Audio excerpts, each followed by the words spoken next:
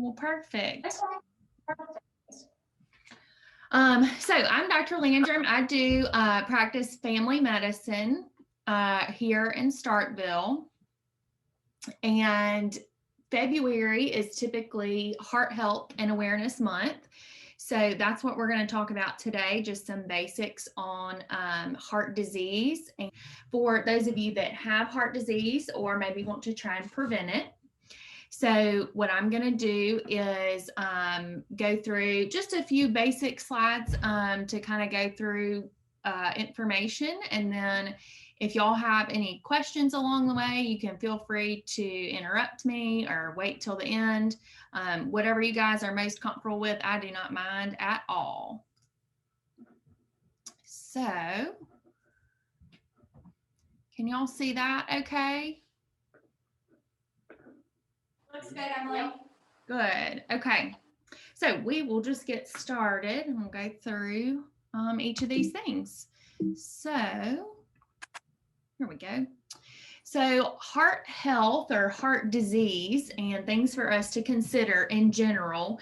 When we talk about heart disease, there are several different things that can kind of go into that as a broad category. So probably the most common things that people think about when we say heart disease are heart attacks, which is also known as coronary artery disease, which is where you have blockages that can be cholesterol plaques or calcified plaques that can build up in the blood vessels of the heart itself.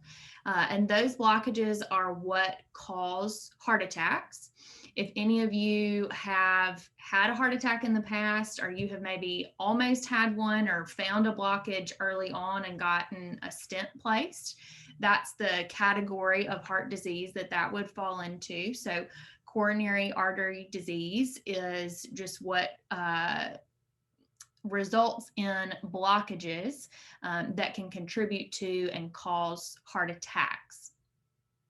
Probably the next most common thing that you guys would be familiar with is heart failure.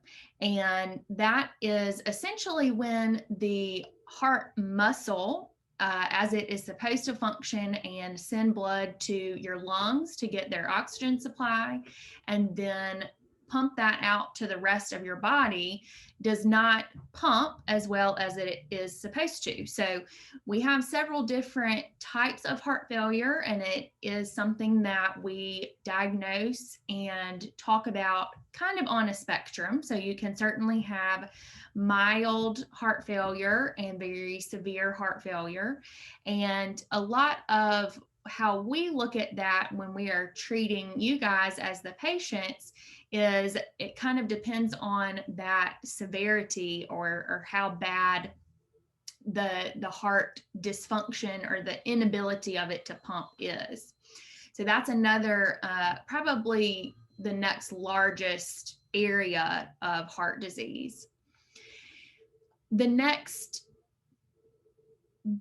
not as common, but one heart disease that is a function of the actual structure of the heart is what we call valvular disease. And so you may hear about people talk about things like a leaky valve or, blood that is not flowing the right way, or what we call valvular insufficiency, which is where the valves that separate each chamber of your heart and allow blood to pump the direction that it's supposed to go, they may not close all the way, or they may not open well enough, and that can cause problems in the heart muscle itself, where because the heart has to work a little bit harder to do what it needs to do, it can cause damage to the heart. But then the rest of the body can be affected by that as well, because you're not able to get as much blood and oxygen to the rest of the body like you want to. Another thing that also qualifies kind of in the class of heart disease is what would be called vascular disease, which can encompass things like strokes. So most of us consider anything that has to do with your blood vessels or your arteries. So the blood vessels that carry your blood and oxygen to all of the important places that it's supposed to go. Those things can, just like in your heart, where you have a heart attack, all of those other places can develop blockages in them as well. So when that occurs in the brain, that's what we define as stroke. And there are a few different types of strokes, but one of the most common types is where we are just not able to get enough blood flow to certain areas of the brain. And that's often due to blockages or plaque buildup that can occur in those areas. You can also have that in your legs, for example. That's another common area that we see that. And we treat that sometimes the same way. So just like some people get a stent in their heart to open up that blood vessel so that you can get more blood flow, the same thing, we can do that in the leg. And those things can sometimes be very important for people, just as far as ability to get up and move around. Those types of blockages, just like a heart attack, can cause damage to the muscle and to the tissue and can prevent you from being able to get up and move around and that kind of thing. And then the last category of heart disease are some of the rhythm abnormalities. So things that don't necessarily have to do with the structure of the heart, but more so with the electrical function of the heart. So there are a lot of different types of heart rhythm problems that we can encounter, and we call those arrhythmias. And probably the most common one that we encounter is atrial fibrillation. And so a lot of you probably have heard that term. Even if you do not have AFib, you can probably see a lot of that on commercials for things like blood thinners or talking about stroke, because that's one thing that can contribute to people who are at higher risk for a stroke. So those are just a few of the major types of heart disease and the ones that are most common. And so we're going to talk today a little bit about how this can impact us as individuals, but then our kind of community as a whole, and then talk about some of the things that we can do to prevent those things that can occur as a result of each of these things. So the impact overall of heart disease is pretty significant. So heart disease is the leading cause of death in the United States. And that's the case among a lot of different groups. So whether we divide that into male or female, into black or white, it is pretty much at the top of the list for every category of adults in the United States. So about one person dies every 36 seconds from some type of cardiovascular or heart disease.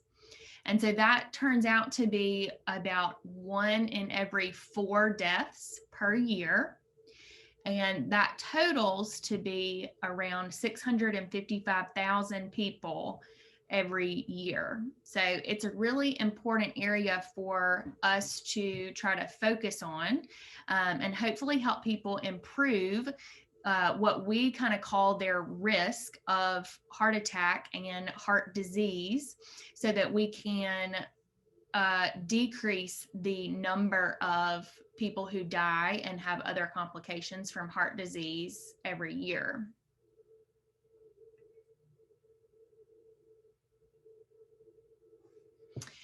And so what things either cause or contribute to all of these different types of heart disease?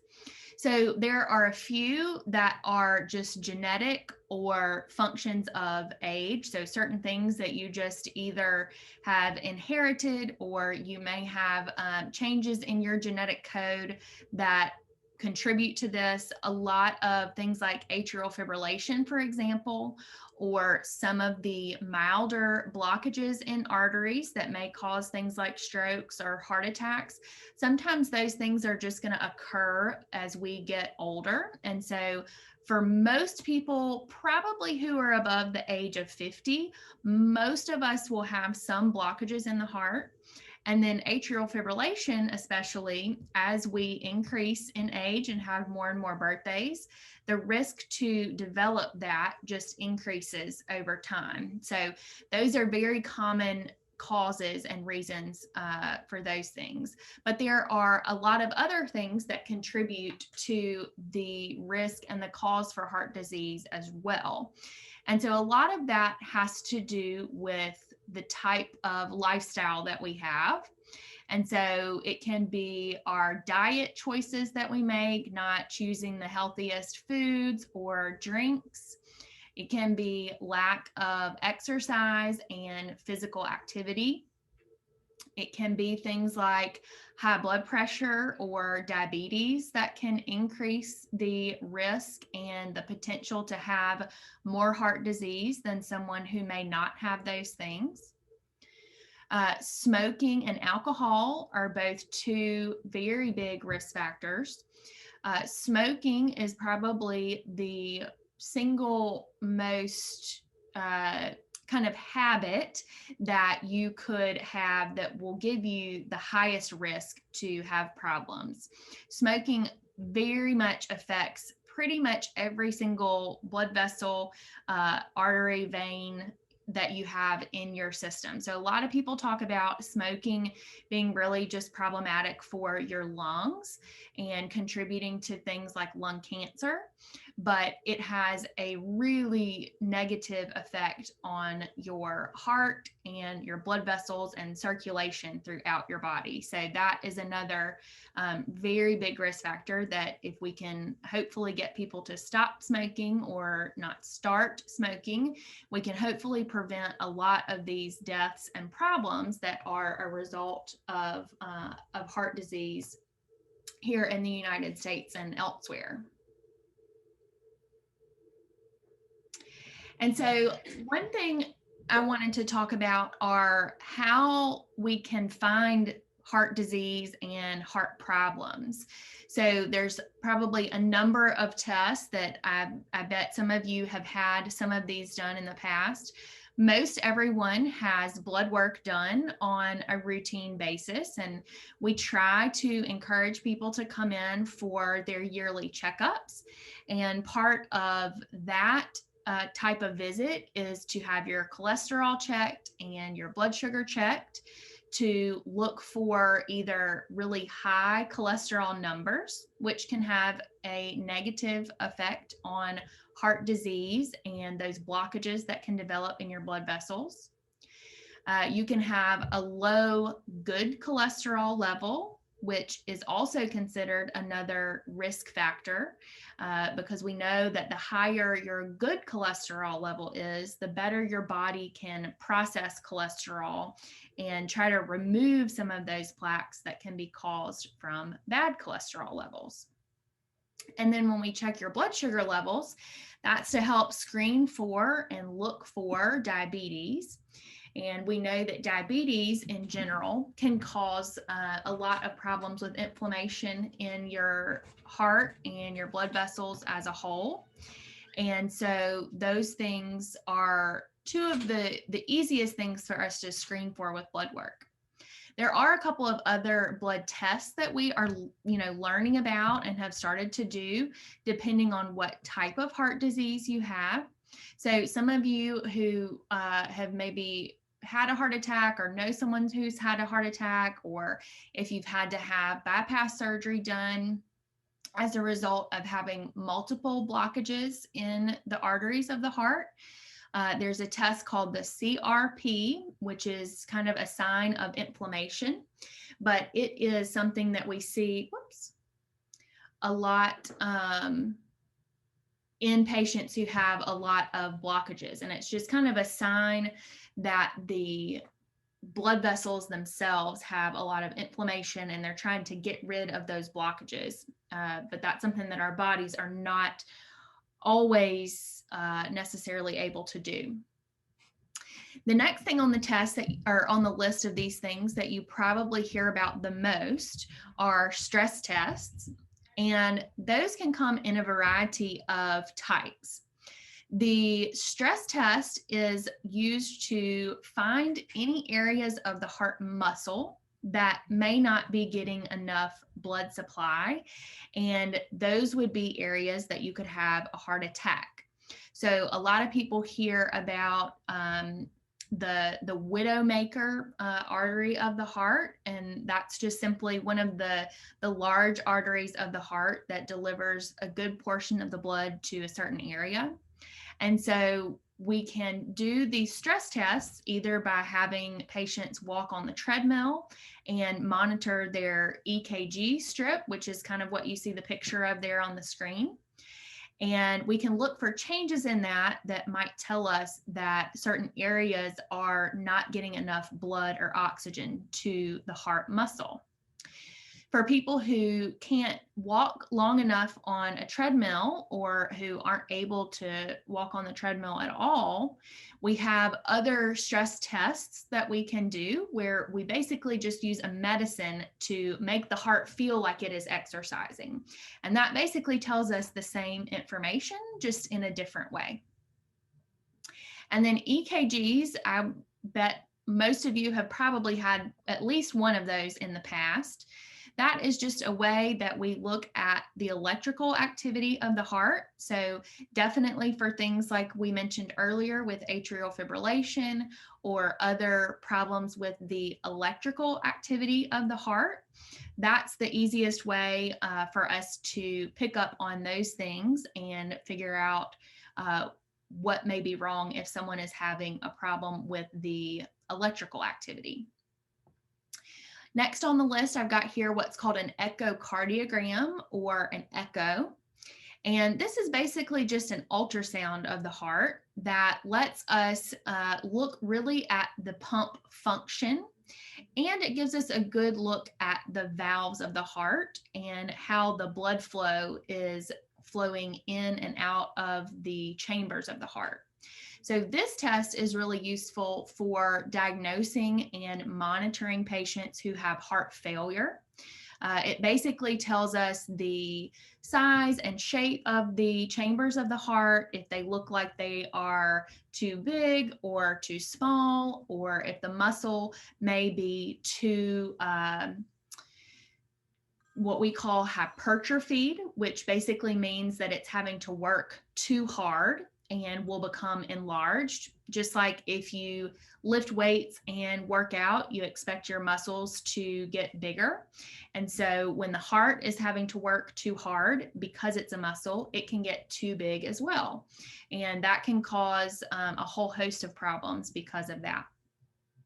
That test gives us what we call an ejection fraction, or an EF. And that's basically just a percentage of how much blood is being pumped out of your heart. So for someone whose heart is functioning well, we expect that number to be about 60% or higher. And then anything that's under that, there's kind of different levels of this, but that would be where the heart is not pumping out quite enough blood to the rest of the body. And then a newer test that has come out in the last several years, and we're beginning to see it used a lot more often, is something called the calcium score. And this is basically where we do a quick CT scan or CAT scan of the heart. And the CAT scan can look at and kind of measure the amount of calcium deposits that are found in the blood vessels of the heart. And this can give us good information without having to use contrast or other invasive procedures where you have to get IVs or go in the hospital or be sedated to find out if you may have some blockages. So it's a really quick and easy way to find out if you have no sign of any blockage or you may have more than we expected and we need to do some more testing. And then one other test that I didn't put on here because it's kind of how we diagnose, but how we also treat, is called a heart cath or a catheterization. And that's where we basically use a little catheter wire to go through your blood vessels, and we can use dye to see the exact shape and size and location of the blood vessels of the heart.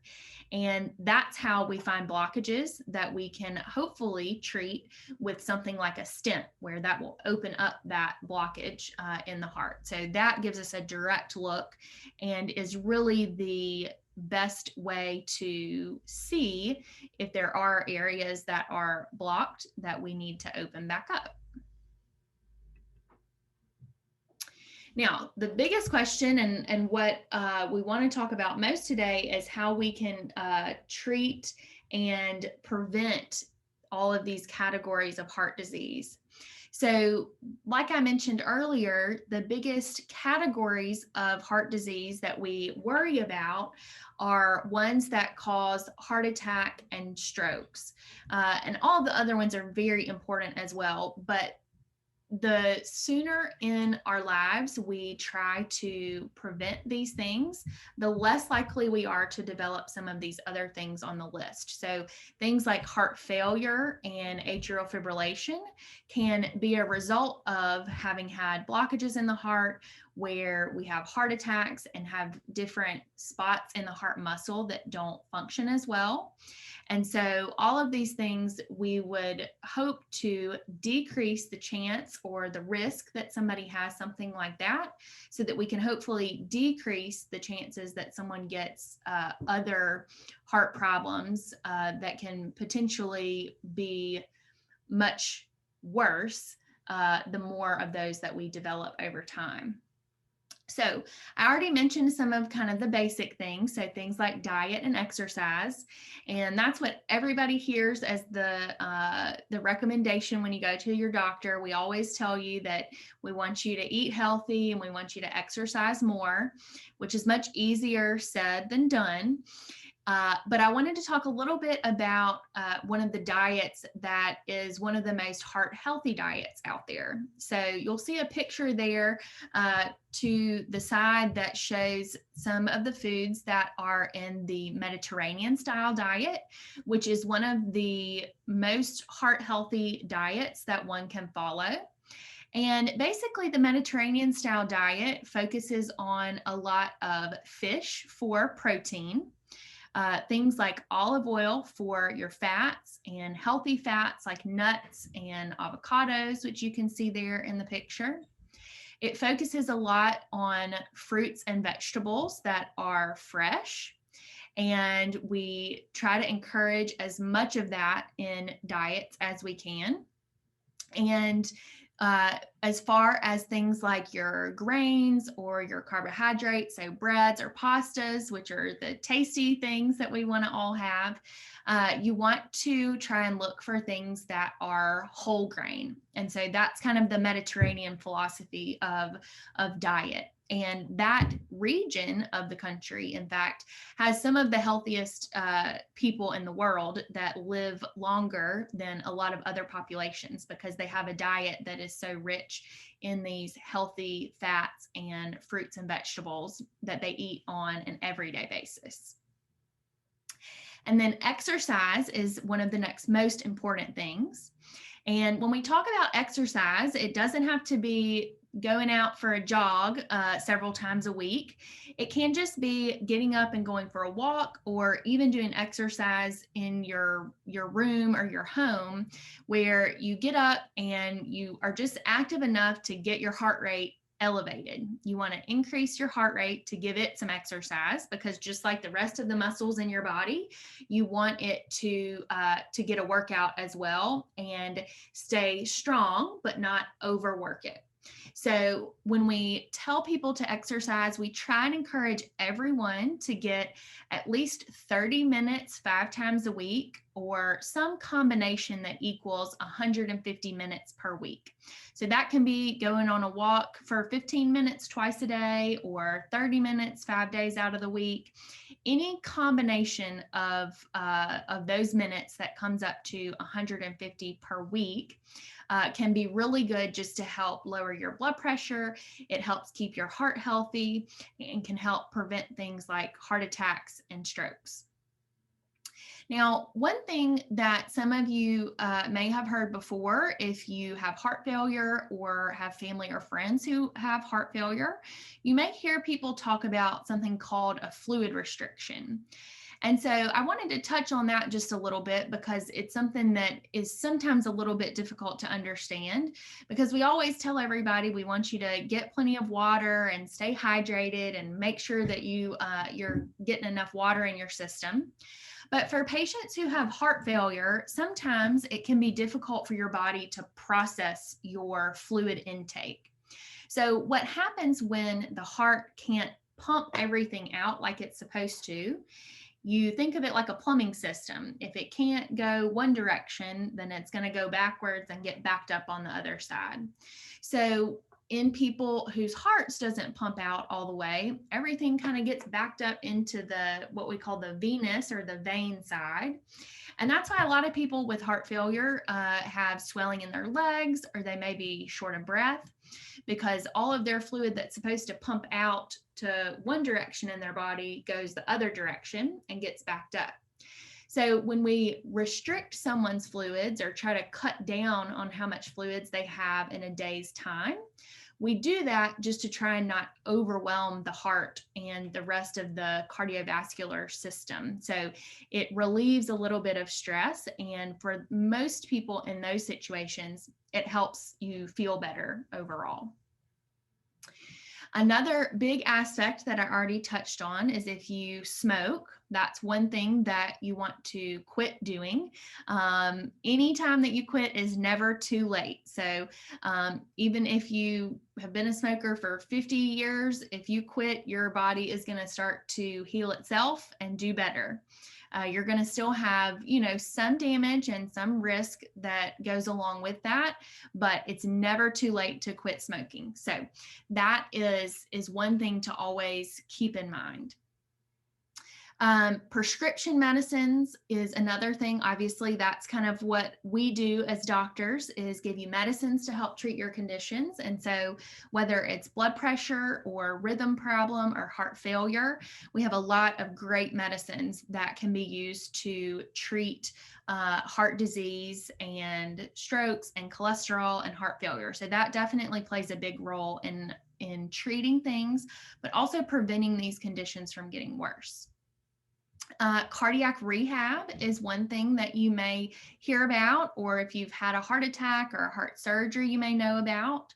And that's basically guided exercise programs that kind of let you gradually increase your exercise in a safe environment where your heart can be monitored. So if you have some chest discomfort or you get short of breath, somebody can be there to kind of supervise that exercise and tell you what to do to slow down and tell you and help you when you can begin to increase your activity. So that's a really good resource. We have a program over at the hospital here in Starkville that does that. And that's become a really popular aspect of treatment, especially for people who have had heart attacks or bypass surgeries and things like that. So the last thing on the list there is stents, which I kind of already touched on, but there's basically a few different types of stents. And again, they can go in the heart or they can go in other blood vessels, like the legs, for example. And those basically work to open up any areas of blockage and let the blood flow where it's supposed to go so that you don't lose the oxygen and nutrients that are traveling to your muscles and other organs where you need it to go. So that is kind of really all I had on that as a topic.